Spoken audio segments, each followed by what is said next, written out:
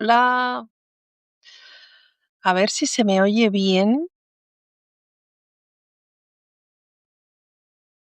Voy a, mientras vais entrando todas, voy a ver.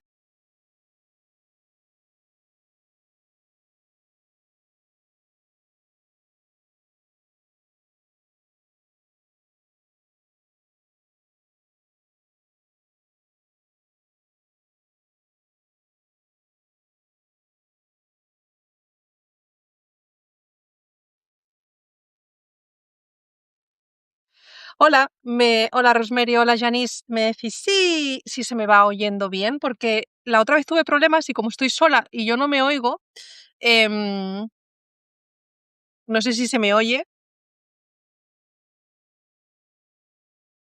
Hola, ¿se me oye?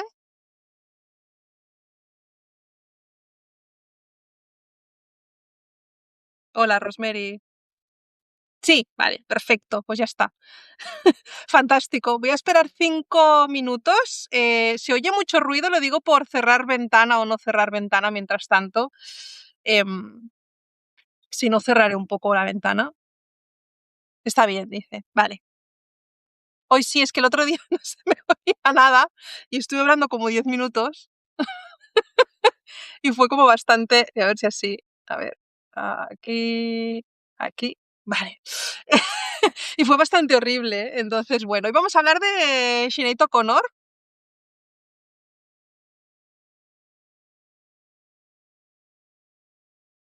Vale, se me va oyendo bien, perfecto. Vale, pues vamos a hablar de Sinead O'Connor, la cantante.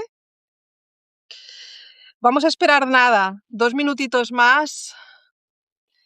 em, 2 minutos más para que entre todo el mundo, para que entren todas.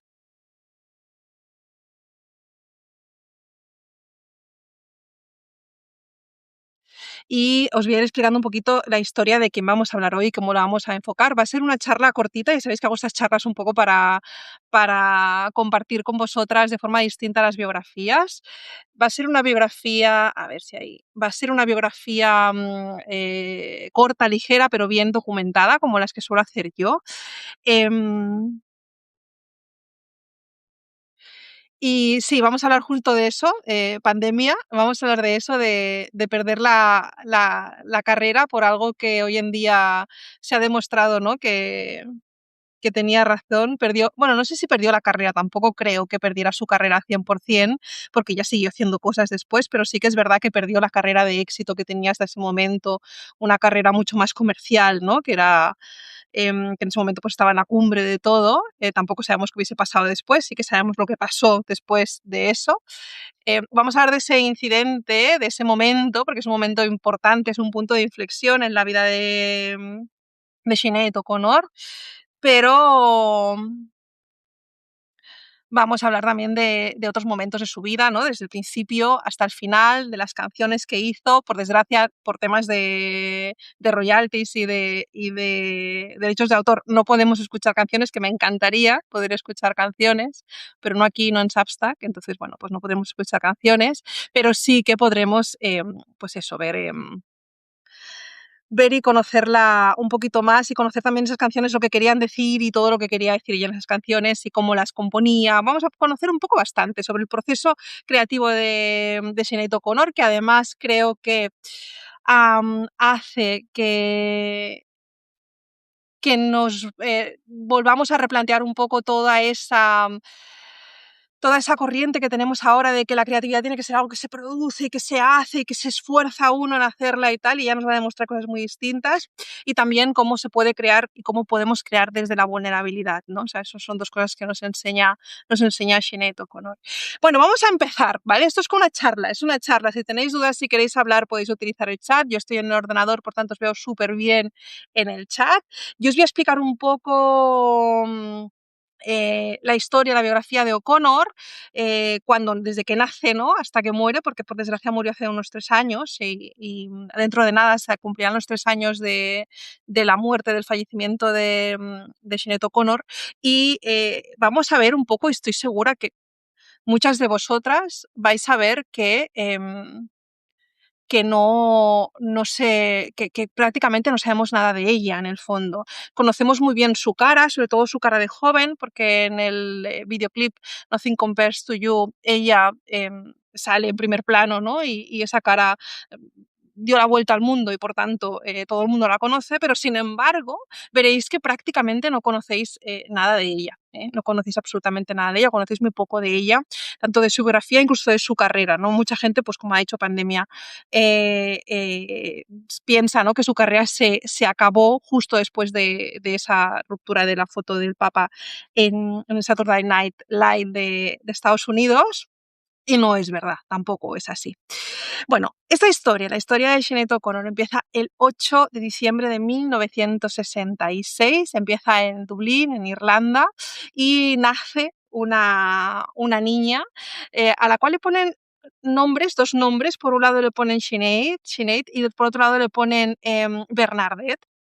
Sinead Marie Bernadette O'Connor se llamaba realmente. Y este nombre, realmente, los nombres no son gratuitos, no son coincidencia de nada, todo lo contrario. Le ponen por un lado el nombre de la mujer del presidente de Irlanda, de Valera, y le ponen por otro lado Bernadette, por una de las monjas Bernadette, lo tengo aquí apuntado, por Bernadette de Lourdes.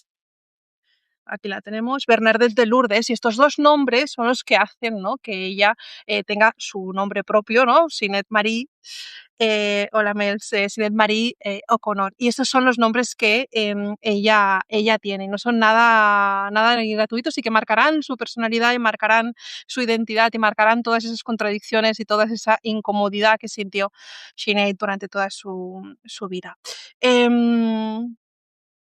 Vale, ella nace en Irlanda, en Dublín, en una familia bastante desestructurada, disfuncional, donde sus padres no eran felices juntos y donde estaba todo marcadísimo por una vida absolutamente católica. Esto quiere decir que no se podían divorciar, ¿de acuerdo? No existía la posibilidad de divorcio porque el catolicismo lo prohibía. Esto todavía hacía que la familia tuviese mucha más tensión. Sí que en 1975 finalmente se separan los padres y tanto ella como los hermanos se van a vivir con la madre, ¿de acuerdo? Hay que entender que la infancia de O'Connor es una infancia muy dura, porque sufre maltrato físico, maltrato psicológico por parte de su madre y abusos sexuales por parte de la madre también. Voy a intentar deciros pronto y rápido para que os hagáis a la idea, pero tampoco sin entrar ahí a tope en estos temas, porque creo que tampoco hace falta. Ella, por ejemplo, pues la madre le hacía que se arrodillara y le pegaba en el vientre, le pegaba en los genitales. Le decía que le iba a destrozar toda la parte del aparato reproductor para que no pudiese tener hijos, eso hacía la madre. Le hacía robar también, ¿eh? De hecho, ella luego desarrolló una cleptomanía muy a raíz de esto que le hacía la madre, que le hacía robar, y de hecho robaban juntas, se hacían pasar por instituciones católicas o instituciones como la Cruz Roja, ¿no?, para recolectar dinero, y ese dinero se lo llevaban a casa y lo robaban. ¿Sí? Ese trauma físico y ese trauma totalmente psíquico, ¿no?, y que tuvo durante su infancia, la va a marcar de forma, obviamente, de una forma muy clara, tanto en su relación con el cuerpo y en su relación con la música. Luego, además, en esa infancia tiene un accidente. Ella está esperando el tren con su hermana, que venían creo que del colegio, y estaba esperando el tren con su hermana para ir a casa, en lo que pasa un tren de estos directos, que no paran en la estación donde estaba ella, que era en Blackrock, en Dublín, en Irlanda, y uno de los pasajeros del tren, ¿no?, abre la puerta de ese tren que iba directo, abre la puerta hacia afuera de ese tren, y por tanto, le da a ella, le da un golpe muy fuerte. De hecho, estuvo sangrando y, bueno, es que todo el uniforme, ¿no?, le empezó a chorrear de sangre, o sea, tuvo un traumatismo, tuvo una hemorragia importante, una hemorragia externa muy muy importante. Aún así consigue llegar a casa, que es 1 kilómetro después caminando con la hermana, consigue llegar a su casa y allí se encuentra con su madre, que en lugar de acogerla y en lugar de socorrerla y de cuidarla, lo que hace es meterle bronca y enfadarse con ella de forma muy severa porque no había conservado el billete de tren, ¿vale? Y así no podían denunciar a la compañía de trenes, ¿no? No les podía denunciar. Y eso es lo que le pasa a la madre, o sea, lo que hace la madre cuando llega ella con esa hemorragia. Esto hace que ella, que ya tenía problemas de espalda, todavía sean mucho más severos y tiene que dejar lo que en aquel momento era su forma de expresión artística, que era el ballet. Ella estaba haciendo ballet y lo tiene que dejar poco después por este traumatismo y porque le había pues exacerbado muchísimo toda la parte de la columna vertebral, ¿vale? Entonces ella tiene que dejarlo. Y no solo por eso, pero sí que especialmente después de eso se refugia muchísimo en la música. Sé que suena muy romántico y muy bonito esto de decir que se refugia en la música y que la música es una forma de sobrevivir, pero es que realmente era tal cual así. Por un lado, ella, que vivía en una tensión constante dentro de su casa y dentro del espacio familiar, cuando iba a casa de la abuela, se metía de escondida, se metía en el cuarto del piano, empezaba a tocar el piano, ya no sabía tocar el piano, entonces empezaba a tocar el piano y pensaba que era como una forma de comunicarse con los fantasmas de la casa, es decir, que todo ese imaginario que ella se hacía de pequeña, ¿sí? Tenía que ver con la música y empezaba a porrear, es decir, que la música sí que se convertía sí o sí, ¿no? En ese escape, en esa supervivencia. Pero es que aún era más. He dicho antes que la madre le obligaba a robar y por tanto ella desarrolla una cleptomanía y esto hace que se sintiera súper mal, ¿vale? Se sintiera fatal, fatal a la hora, bueno, pues porque se sentía mal de hacer algo malo, ya sabía que robar era malo. Además, pensad que estamos en una Irlanda absolutamente católica donde robar era pecado. Para, de alguna manera, liberarse de esa culpa, ella cantaba, ¿no? Cantaba salmos y cantaba himnos, católicos para poder liberarse como una forma de, bueno, pues de rezo y de pedir perdón de alguna manera. De hecho, uno de los sacerdotes, cuando ella se confiesa de todo esto que hace, le dice que una de las cosas que puede hacer es cantar en la calle para, de alguna manera, es cantar es como rezar 2 veces, le decía el sacerdote. Y por tanto, ella, esa relación con la música es una relación de liberación, ¿no? De liberación pura y dura, ¿no? A través de la música. Se habla mucho de que tenía una forma de ver la música muy mística, donde veía las notas como colores psicodélicos y todo eso, pero eso se fue forjando a los años, no fue algo tan de pequeña, sino que fue algo que se fue forjando más con los años, sobre todo cuando ella entra en una etapa también de Rastafari, donde empieza a haber otro tipo de religiones y tener otro tipo de vinculación con lo místico, ¿sí? Vale, entonces la tenemos con 11 años más o menos, 12 ya se hace un poquito más mayor, llega a los 15 años más o menos, y es ahí, en 1981, cuando después de ser, como hemos dicho, robaba muchísimo y por tanto era una niña que se tenía que corregir según los estándares católicos de la época. Pensad que la Iglesia Católica estaba totalmente metida en la vida civil irlandesa, es decir, que manejaba todo, absolutamente todo de la vida civil irlandesa, y la llevan a un correccional. A un correccional que no sé si tenéis mucha idea del tema católico y los abusos de la Iglesia Católica en Irlanda, pero se llamaba las lavanderías de Magdalena, las Magdalenes, que les decían allí, que se trataban exactamente de eso, ¿no? De espacios correccionales, por así decir, sí, correccionales, donde llegaban sobre todo chicas menores que habían tenido una vida de pecado, ¿sí? Desde embarazadas, que habían sido madres solteras, etcétera, a, em, a mujeres como ella también, bueno, niñas como ella, que también pues, que habían robado, que iban por el mal camino, ¿sí? Y las metían allí con las monjas en las lavanderías de Magdalena, había muchísimas por todo el país y durante años se han ido denunciando estas lavanderías, porque por un lado las obligaban a trabajar de forma forzada, ellas trabajaban en esas lavanderías que de lavanderías tenían poco y de lavadoras tenían poquísimo, o trabajaban directamente lavando en lavaderos, es decir, lavando directamente sobre bueno, pues lavaderos grandes, lavaban allí. Ella, Sinead O'Connor, describe ese espacio de una forma muy, muy brutal, porque habla de todo un espacio lleno de cemento, donde los pasos de las mujeres habían hecho un surco en el suelo. O'Connor lo describe así. Y, y bueno, pues eso, ¿no? Pues ahí es donde ella estuvo pues, haciendo sus trabajos forzados, limpiando pues ropa, y no solo eso, sino pues también recibiendo, ¿no? Pues esa educación por parte de las monjas. Allí a ella le suceden diferentes cosas bastante traumáticas, no tanto en su persona, que también, ¿no? En esos trabajos forzados, pero sobre todo en las personas de otras. Por un lado, una de las cosas que le pasa a ella es que cuando sale por fuera de esa institución, de ese espacio, sale por la parte de los jardines, se encuentra un montón de tumbas que tienen un solo nombre, Magdalena. ¿Vale? Esas tumbas son tumbas de mujeres que habían estado antes que ella allí y que habían muerto y que las habían enterrado de forma masiva. De hecho, hoy en día todavía se están desenterrando fosas comunes de esas mujeres y niños de forma masiva, sin nombre y sin censo y sin nada, ¿sí? Sin dignidad. Las habían dejado allí, las habían todas enterrado allí. Ella al principio no sabía lo que era y no lo sabía y pensaba que era extraño que tantas mujeres con el mismo nombre hubiesen muerto, ¿no? En ese momento pensaba que es una niña, o sea, que tenía 15 años más o menos.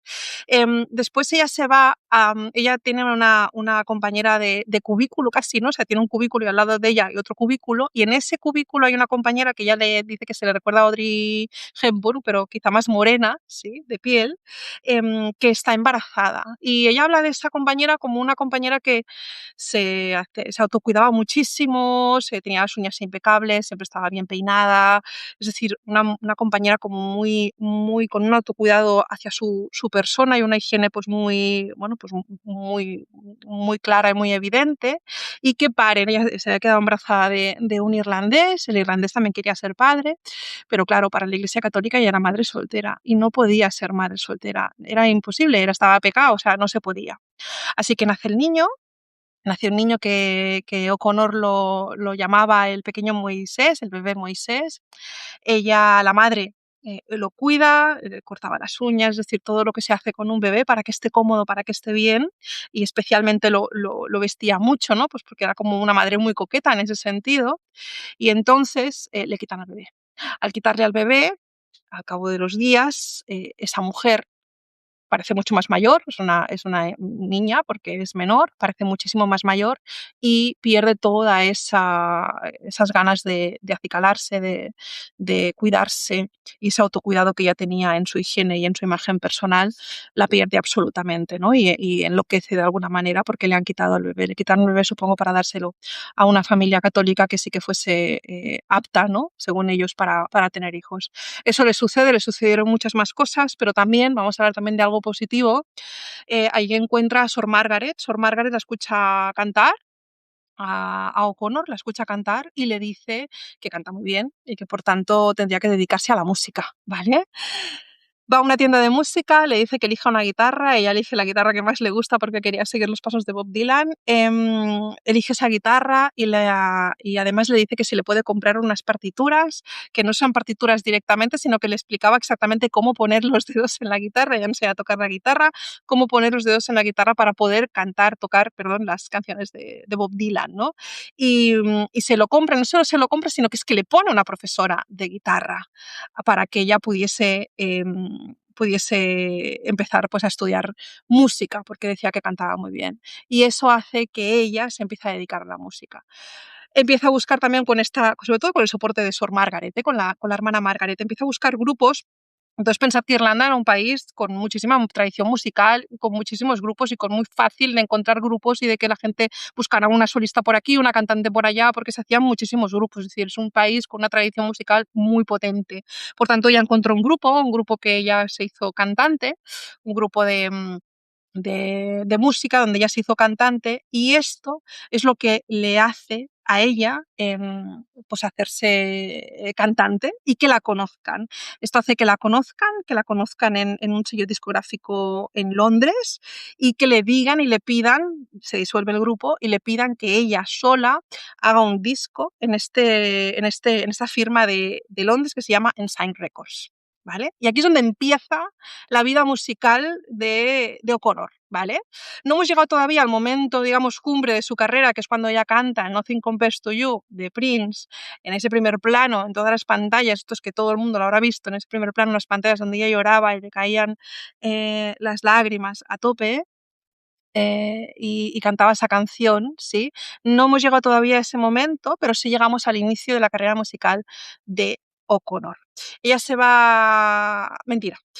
Aquí pasa antes algo muy importante en su vida, que es que su madre fallece en un accidente de coche, en un accidente que iba con su hermano. Ella conducía, la madre conducía, había un copiloto que era un hombre, que no sé exactamente quién era, y luego estaba el hermano pequeño de O'Connor, que era... John, creo que era su hermano pequeño, y fallece la madre. Esto es un punto de inflexión y un momento muy importante en la vida. Podéis imaginaros, ella tenía unos 18 años, era más o menos, tendría unos 18 años, acabaría de ser mayor de edad, es decir, unos 18 años más o menos debía tener. Imaginaos a esta chica tan joven, que la madre, que la había maltratado durante tantos años, fallece y le entra toda esa contradicción emocional que se le mete en todo el cuerpo, en el que tú sientes el dolor de la pérdida de una madre, pero a la vez el alivio, ¿no?, de saber que esa madre no te va a poder nunca más hacer lo que te había hecho durante todos esos años. Les piden a los hermanos que vayan a la casa de la madre. John era el único que vivía ya con su madre, todos los demás habían salido huyendo de esa casa familiar. Y, y le piden que vaya a la casa de la madre, vayan a la casa, pues, a recoger las cosas, bueno, lo típico que se hace cuando empieza el duelo, ¿no?, cuando muere alguien. Y ella entra en la habitación de la madre y entonces se fija en algo que había tenido la madre allí desde hacía muchos años, porque estamos hablando de 1985 y fue en 1979, si no me equivoco, cuando el Papa fue a Irlanda, a visitar Irlanda, que ello paralizó totalmente el país. Bueno, ahora os habéis dado cuenta, las españolas, cómo ha paralizado el Papa el país, ¿no?, en España estos días. Pues imaginaos en aquel momento en un país católico como Irlanda, o sea, aquello fue una parálisis absoluta del país. Y la madre de O'Connor, ella había comprado una foto del Papa en ese momento, compró una foto del Papa, y en esa foto del Papa ella se la pone en la cabecera, la madre de ella, la pone en la cabecera de la cama. Entonces ella, cuando ve la foto del Papa en la cabecera, la coge, se la lleva y sabe que en algún momento dado hará algo con ella, pero no sabe, que ella sabía que había algo que tenía que solucionar con esa foto.